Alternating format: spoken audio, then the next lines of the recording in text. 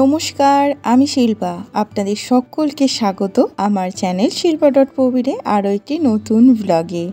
আশা করি আপনারা সকলে ভীষণ ভালো আছেন আর সুস্থ আছেন, আর আমরাও কিন্তু বেশ ভালো আছি।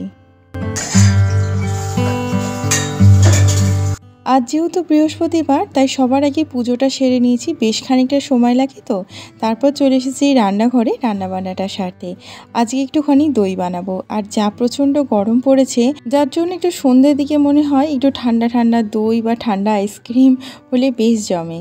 তাই একটু দুধটা গরম করতে বসিয়ে দিয়েছি। যেহেতু দুধটা শুকাতে বেশ খানিকটা সময় লাগবে, সেই ফাঁকে সমস্ত কাপড় জামাগুলো কেচে নিয়েছি।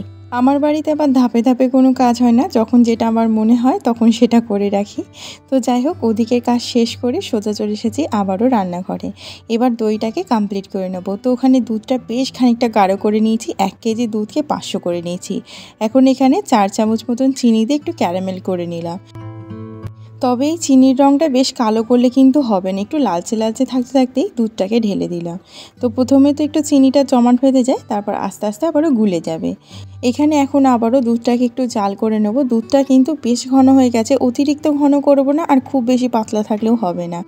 দুধটাকে বেশ খানিকটা ফুটিয়ে নিয়েছি, সামান্য পরিমাণ চিনি দিয়েছি। তবে এখানে আমি কিছু পরিমাপ হিসেবে দিইনি, সমস্তটাই চোখের আন্দাজে আর টেস্ট হিসাবেই বলতে পারেন দিয়েছি। আর এখানে আমি পাউডার দুধের প্যাকেট নিয়েছি দুটো, একটা 10 টাকা দামের, একটা 5 টাকা দামের। তো এবার খুব ভালো করে এই দুধটার সঙ্গে গুলে নিচ্ছি, যাতে করে দানা দানা ভাব না থাকে। তাই জন্য ছাঁকনিতে একটু ছেঁকে নেব, এতে করে কোনো দানা দানা ভাবটা থাকবে না।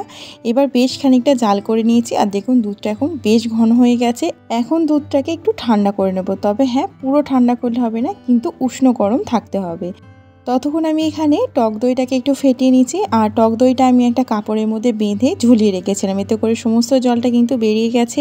আর এই টক দইটাতে কোনোভাবে কিন্তু জল থাকলে হবে না। আর এই মিষ্টি দইটা আপনারা মিষ্টি দই দিয়েও আর কি বানাতে পারেন, তবে আমি টক দই দিয়েই জমাই। তো দেখুন, খুব ভালো করে টক দইয়ের সঙ্গে আমি পুরো দুধটাকে খুব ভালো করে মিক্স করে নিয়েছি। দুধটা কিন্তু একটু উষ্ণ গরম আছে, যাতে করে আঙুলটা চুবানো যায়। মানে আঙুলটা চুপিয়ে আপনি 10 কাউন্ট করতে পারেন, সেরকম দুধটা কিন্তু গরম থাকতে হবে। পুরো ঠান্ডা করলে কিন্তু একদমই দই জমবে না। এখানে আমি একটা মাটির পাত্রতে দইটাকে জমাচ্ছি। বেশ খানিকটা কিন্তু এখনও দুধ রয়ে গেছে, এগুলো আমি আরও দুটো পাত্রতে জমাবো। এর উপর দিয়ে একটা চিন কাগজ দিয়ে দিচ্ছি, এই কারণে যাতে দুধটা না পড়ে যায়। কারণ এটা আমি একটা হাঁড়ির মধ্যে এইভাবে বসিয়ে দেবো, তাই যদি কাপড়টা কোনোভাবে দুধটার উপর পড়ে যায়, তাহলে সেটা তো একটা বিচ্ছিরি কাণ্ড হবে। তাই জন্যই চিন কাগজটা দিয়েছি। আপনাদের যদি মনে হয় দেবেন, না হলে নাও দিতে পারেন, কোনো অসুবিধা নেই। খুব ভালো করে এবার ঢাকা চাপা দিয়ে 3-4 ঘন্টা রেখে দেবো। এখন যেহেতু গরমের সময়, খুব সহজে কিন্তু দই জমে যায়। আজকের আবার লাঞ্চের মেনুতে রয়েছে আমার ভীষণ প্রিয় একটি রেসিপি, পটলের দোরমা বা দোলমা যাই বলুন না কেন। তো এখানে পটলের উপরের খোসাটাকে একটু হালকা করে ছুরির সাহায্যে ঘষে ঘষে তুলে নিয়েছি। এবার মুখটাকে কেটে খুব ভালো করে ভিতরের অংশটাকে বের করে নিচ্ছি একটা চামচের সাহায্যে।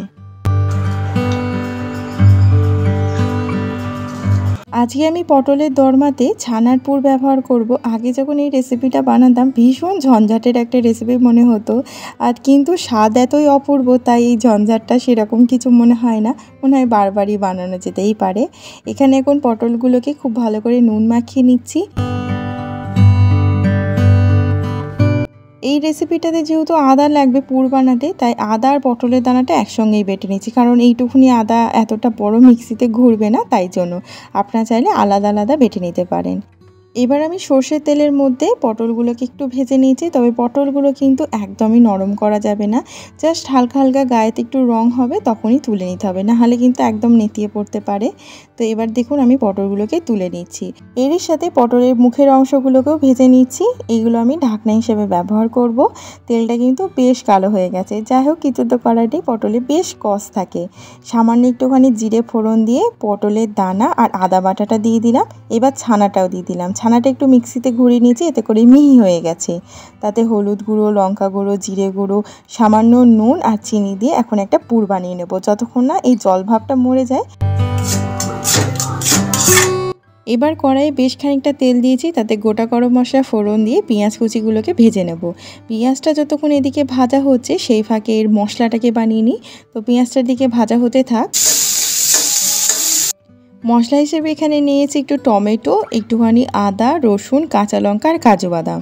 ব্যাস এই দিয়ে একটা মশলা তৈরি হয়ে যাবে। পেঁয়াজটা তো একটু লাল লাল হতে সময় লাগবে, সেই ফাঁকে ভাবলাম পটলের মধ্যে পুরগুলো ভরে নিই। আর পুরটা বেশ ঠান্ডা হয়ে গেছে, তো এবার আমি পটলের মধ্যে পুরটাকে ভরে দিয়ে মুখটাকে একটা পটলের ঢাকনা দিয়ে খুব ভালো করে সিল করে দেবো। আর পটলের মুখটা যাতে খুলে না যায় তাই জন্য একটা আমি কাঠির ব্যবহার করব। কাঠিটা দেখুন কিভাবে আমি ব্যবহার করছি। এতে করে আর পটলের মুখটা খুলেও যাবে না, আর ভিতরের মশলাও কোনোভাবে বেরিয়ে আসবে না।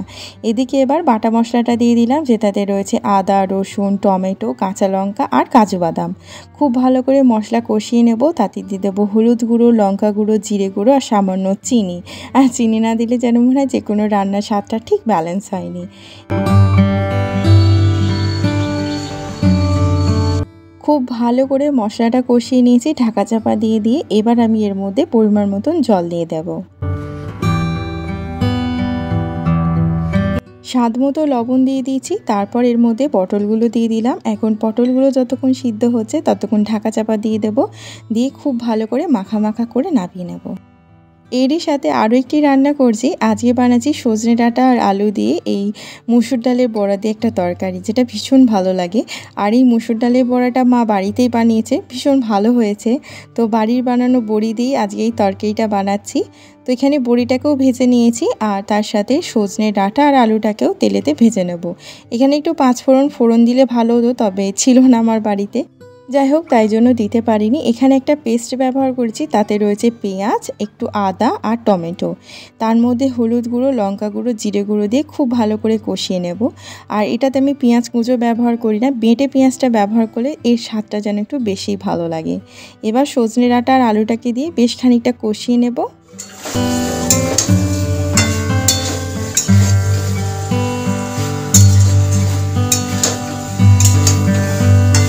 এবার পরিমাণ মতন জল দিয়ে সিদ্ধ হতে দেব।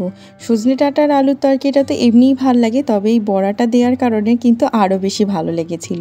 সাথে দিয়ে দিলাম সর্ষে বাটা। এটা এখন সিদ্ধ হোক। এদিকে আমাদের পটলের দোলমা কিন্তু একদম তৈরি। জলটাও কিন্তু একদম কমে গেছে আর পুরো মাখো মাখো হয়ে গেছে। তবে এই কাঠিগুলো আগেই খুলে নেব, কারণ কারোর পাতে যদি ভুলবশত চলে যায় সেটা থেকে ভালো আগেই খুলে নেওয়া। পটলের দোলমাটা একটা বাটির মধ্যে ঢেলে নিয়েছি। দেখুন তো কত সুন্দর দেখতে লাগছে।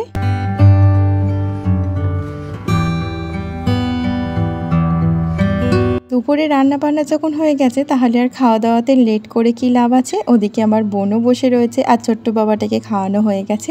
এখন আমাদের খাবার দাবারটাও বেড়ে নিচ্ছি।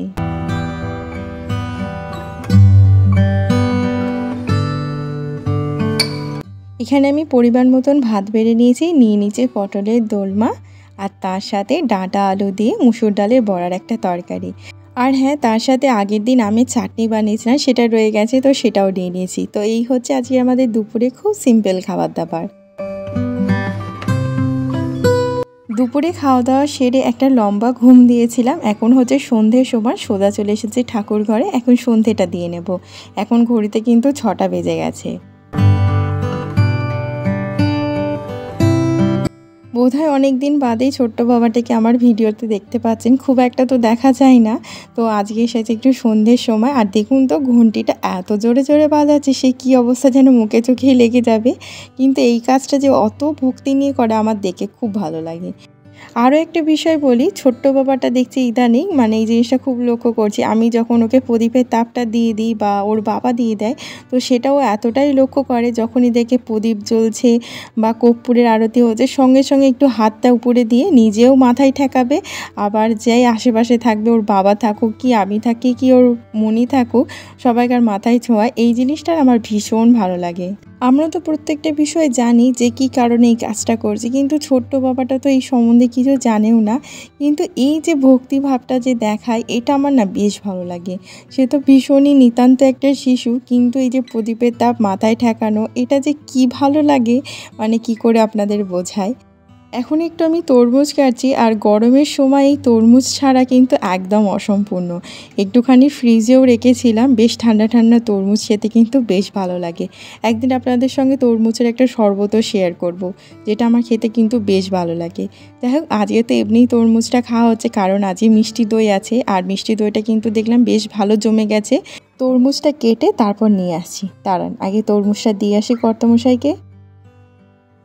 ফ্রিজ থেকে বার করে নিয়ে এসেছি দইগুলো। দেখুন 3টেতে আমি দই বসিয়েছি, একটা বড়তে, একটা চায়ের কাপে আর একটা মাটির বাটিতে।